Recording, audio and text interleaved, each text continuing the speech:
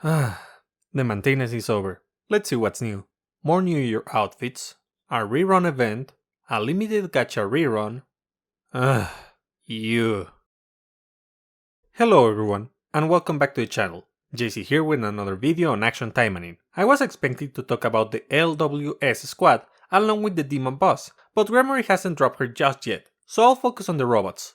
But before we start, don't forget to leave a like and subscribe if you enjoy the content. Let's start with the basics. The LWS Squad is a group of mechs which appear in the Taima 5 VR mode, and unlike Masked Taimanin, they are quite a challenge due to their passives. First of all, they increase damage over time, which means that sustain and tanky strategies are not as viable as before. Don't get me wrong, you do need sustain, but it should not be the core of your strategy. Next, they knock back nearby enemies at regular intervals. Basically, sometimes when they walk, they unleash shockwaves which deal damage and CC the characters that are in front of them. Think of it as some kind of cone. You can avoid this attack easily if you position yourself behind the enemy, but you'll have to pray that the AI doesn't decide to go Rambo on the enemy. Last is the speed reduction immunity. This is probably the worst among all the effects, as you'll need to actively avoid the enemy's attacks and recover HP. Now, let's go with the bosses themselves. There are 3 LWS mechs. All of them share a certain amount of attacks, like their shockwaves when they walk, a powerful stun which makes a ripple on the ground, and a rain of bullets/missiles shot in a straight line. Now then, let's analyze their signature attacks. Starting with the yellow. This mech is probably the most dangerous, and as such, is your highest priority to eliminate. This enemy fires bullets in a semicircle, dealing a huge amount of damage. The dangerous aspect of this skill is that it can insta-kill a character if it's in front of it. This attack can be avoided like the shockwaves, by positioning behind the enemy. Ranged characters may not be able to avoid this attack, but if they have enough HP and are far enough, they will only get hit once and will most likely survive. Then we have the red one. This one has 2 flamethrowers which deal a significant amount of damage to any character in front of it. Although the range is shorter, it deals enough damage to be a menace, and its range extends to the sides a little bit. Again, this attack can be avoided by positioning behind the enemy. To finish, we have the blue one, which places mines to his sides. These are quite easy to avoid, and this is the reason why this enemy should be your last target. Before we talk about the best strategy to deal with the LWS Squad, let's check some tips and tricks that will help you when facing this boss. First of all, ranged attackers are vastly superior to melee attackers when facing these enemies. Most of their attacks deal a good amount of damage when near them, but if you're at a distance, they won't hit you or deal as much damage. Emily, Micah, and Sora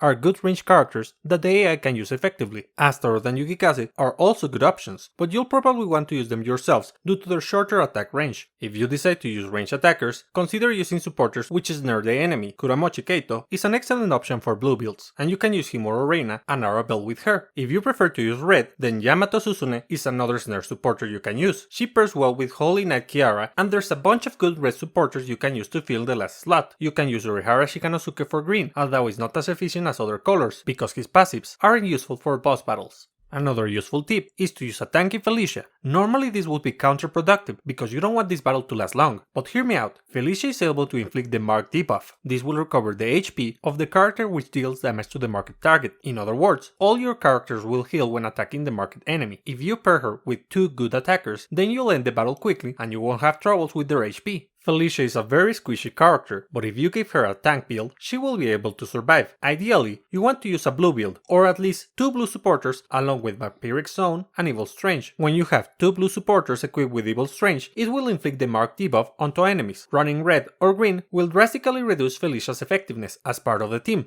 My last recommendation when fighting against this boss is to use either Rin or Murasaki with a green tank build or HP recovery builds. They both have sustain on their kits and are able to increase the team's damage output with their debuffs. Similar to Felicia, if they play the supporter role, you'll need other characters that work as your DPS. To finish with this video, let's talk about the full damage strategy. As I have mentioned, prolonging the battle against the LWS Squad is a terrible idea due to their passive that increases damage over time. Then how do you deal with them? With a lot of damage, of course. You'll need to use supporters which increase damage as much as possible, as well as characters which inflict debuffs that reduce defense. In other words, you'll need to use Electrocute, Defense Reduction, and Freeze. For green builds, you want to use crit supporters. Depending if you're using red or yellow Magatamas, you'll want to use either Akane or Suruga. In my opinion, it's better to go with red Magatamas against specific traits with Suruga than yellow Magatamas with Akane, but it's up to you. With the exception of Arabelle, blue supporters aren't exactly known for their damage increasing capabilities, but there are some great options you can use, specifically for ranged attackers. Of course, red has a plethora of options you can use to increase damage, but the best you can use are probably Holy Knight Kiara and Yamato, as you'll most likely debuff the enemy to increase your damage output. For characters, Maika, Murasaki, and Kiara all have the ability to inflict defense reduction, but Kiara isn't my cup of tea when facing the LWS squad unless you're using her as your main attacker. Rin and Anerose both are able to electrocute the enemy, and Kiara and Chizuru can freeze the enemy. Bear in mind that Chizuru can only freeze the enemy with her unique weapon, her Frozen Valkyrie. Be sure to use your strongest character as your main damage dealer. Not only you need good weapons, supporters, and character level, you also need good S level and awakening, even for your sub weapon. And that's it, guys. I hope you find this video useful. Tell me, what step are you on when facing the LWS squad? Do you know more tips and tricks to fight against this boss? Let me know in the comments. See ya!